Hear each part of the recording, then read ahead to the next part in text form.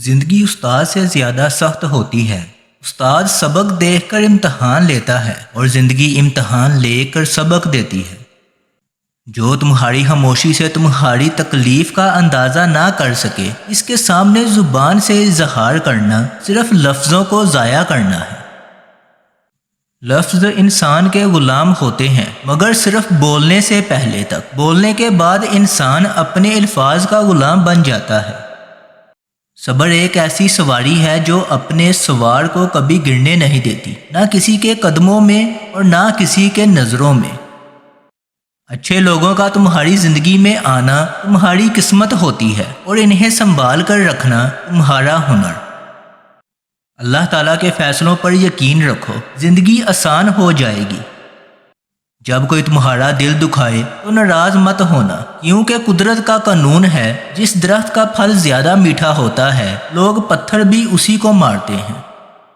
کسی انسان کو دکھ دینا اتنا ہی آسان ہے جتنا سمندر میں پتھر پھینکنا، مگر یہ کوئی نہیں جانتا کہ وہ پتھر کتنی گہرائی میں گیا ہے۔ کوئی بھی فیصلہ لینے سے پہلے 100 بار سوچ لو، لیکن جو فیصلہ لے لو اس پر ڈٹ جاؤ۔ ان لوگوں کو کھونے سے ڈرو جن کے نزدیک دوستی کے رشتے خون کے رشتوں سے زیادہ عزیز ہوتے ہیں۔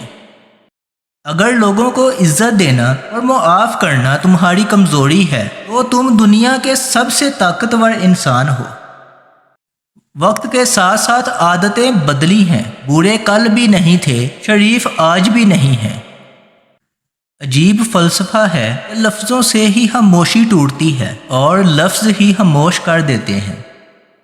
اندھی محبت ہو یا اندھا اعتماد، دونوں انسان کو گہری کھائی میں گرا دیتی ہیں۔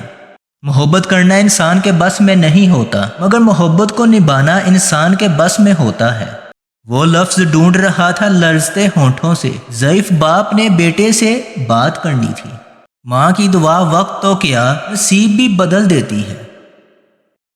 جو تمہارے اوصاف بیان کرے جو تم میں نہ ہو، وہ تمہارے ایسے عیب بھی بیان کرے گا جو تم میں نہیں۔